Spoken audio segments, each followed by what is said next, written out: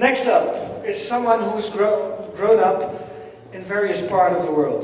In Gabon, Canada, Chile, traveling to India, working in an orphanage, helping out with little orphans. That's what you do in an orphanage. After that, she went to study industrial design, making navigation systems for the elderly. Something was a bit awkward, she felt. So she searched for ways to bring beautiful things to people and create value. Please welcome Marielle Koppes.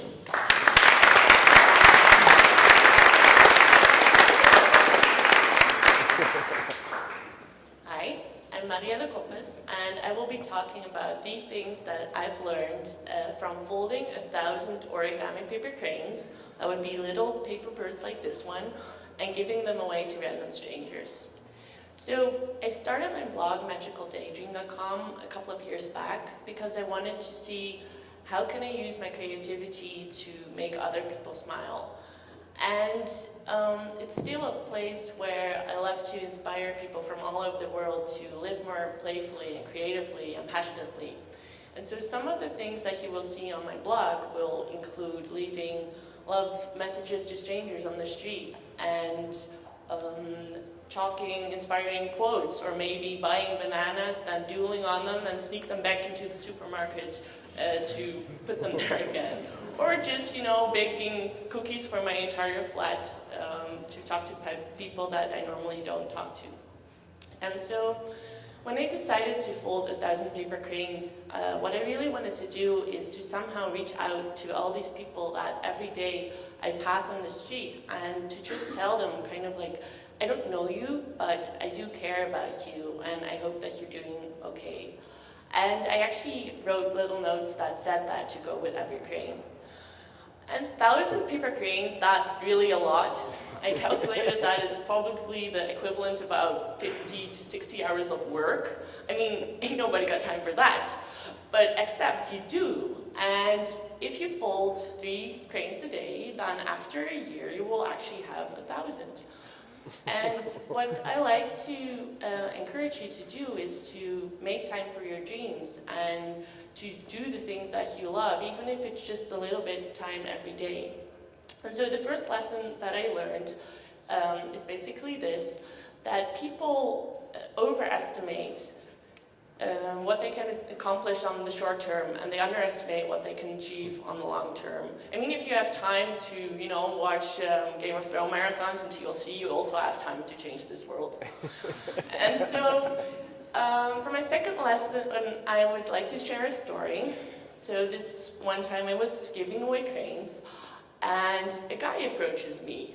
He's walking towards me, and this guy, he's big, he has tattoos covering his whole body. He's not wearing a shirt, and his sweat is kind of like glistering in the sun. And he's walking this big, angry-looking dog. And this is the point where I really start to doubt this whole project, like, this is not good. And I remember these things what my mom told me as a little girl, don't talk to strangers, and could already see the headlines of the newspaper tomorrow being like, yeah, girl folds 1,000 paper cranes and then is found dead in the ditch. So, but then I think, well, I cannot give everybody a paper crane and then not give this guy a crane. And so I go up to him and I hand him my crane, and nothing happens. He walks by, I walk by. But then fast forward 20 minutes, and I'm around the block, and then I see this guy approaching, and now it's like high speed. He is coming towards me on his bike, and all I can think is, oh my god, what's going on? And he just hits his brake in front of me, and I'm scared to death at this point, and he holds out his hand, and he opens his hand, and in his hand is a little bag of weed.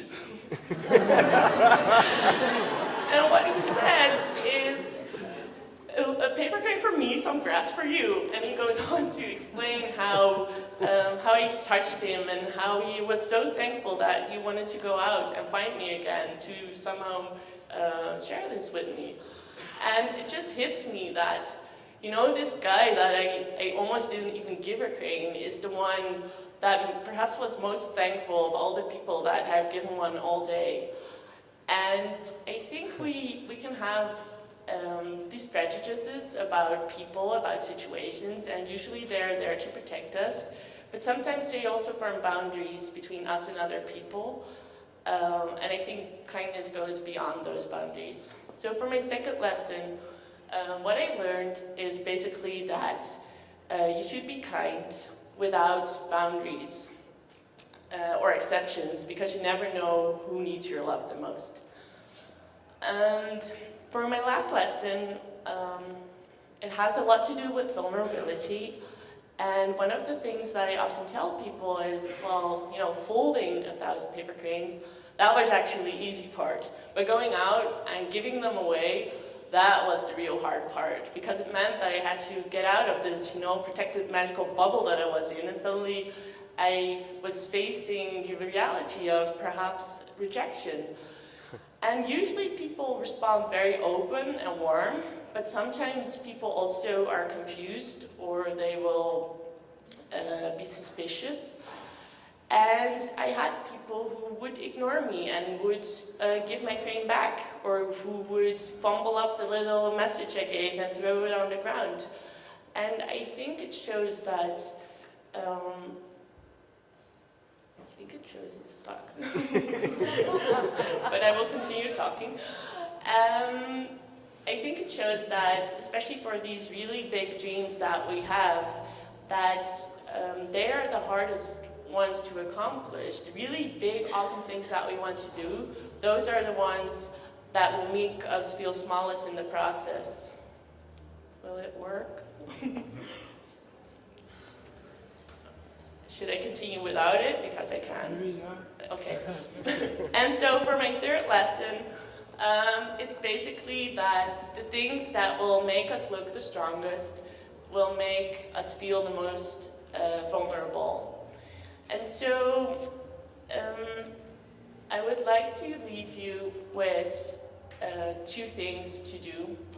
And the first one is to go to my website, magicaldaydream.com, and watch the paper crane video that I did if you haven't seen it yet. It's very easy to find, it's on my sidebar.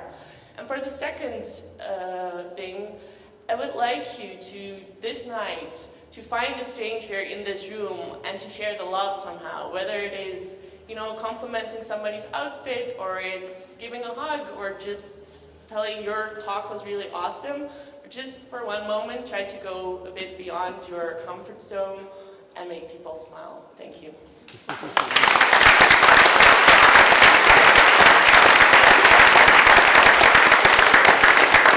Thank you, Mariella.